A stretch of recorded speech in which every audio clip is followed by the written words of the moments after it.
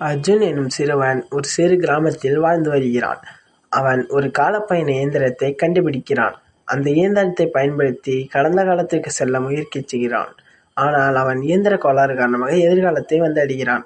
அங்கு வீடுகள் இடிந்திருந்தன, வீதிகள் வெறிச்சோடி இருந்தன. என்னவென்று புரியவில்லை அவனுக்கு.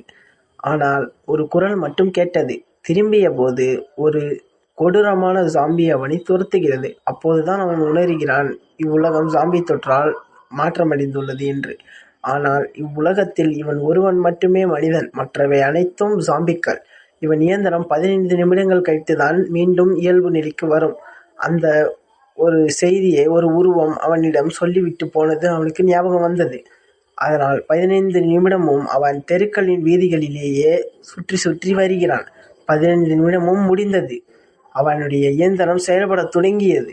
அப்பொழுது அவன் பின்னே வந்த ஜாம்பிகள் அழிந்தன. அவனும் இயல்பான நிலைக்கு திரும்ப வந்தான். ஆனால் இது கனவா கற்பனையா என்று அவனுக்கு புரியவில்லை.